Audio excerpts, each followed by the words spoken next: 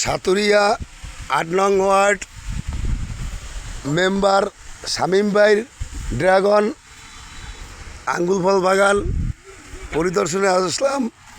খুবই ভালো লাগলো। এবং এই যে দেখেন মেম্বার সাহেব মনে হয় আছে বা বাগানে। এই যে ড্রাগন বাগান আপনারা অবশ্যই দেখতেছেন। এই যে ড্রাগন ফল এই পাকছে। এই ওই যে মেম্বারে জায়গায় রাখছে, ওই তুলতেছে। খুব সুন্দর একটা উদ্যোগ, যা রাজাপুর থানার একটা আমাদের এইটাই একটা ঐতিহ্য। আমার মনে হয় আমি রাজাপুরে এরকম একটা ড্রাগন বাগান আর কখনোই দেখি নেই। ড্রাগন এবং আঙ্গুল আমার মনে হয় এইটাই। এবং আমাদের যুবদল নেতা হাবুল ভাই আছেন আমাদের সাথে, এবং আমি নিজে আছি। ঠিক আছে, একটু ধরেন দেখাইতেছি। এইবার মেম্বার সাহেবের সাথে একটু কথা বলি, আসেন। মেম্বার সাহেব কতটি কাটছেন? বেশি কাটি না, এখন তো হয়েছে মোটামুটি তাই ১-১.৫০ মতো কাটছি। ১-১.৫০ মতো কাটা হয়েছে, তাই তো?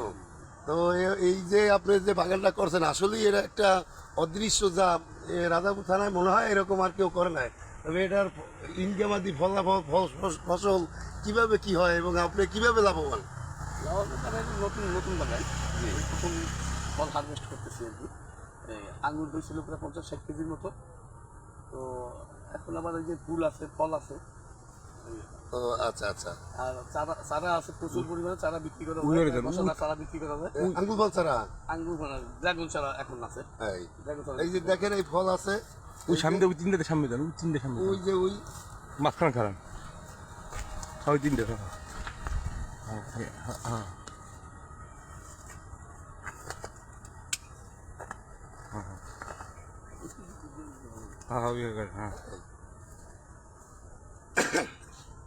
আমি রাজাপুর কৃষি অফিসার। আমার হয়তো এলাকার এইটার দায়িত্বে কে আছে আমি হয়তো জানি না। সদরে আছেন আশিক স্যার।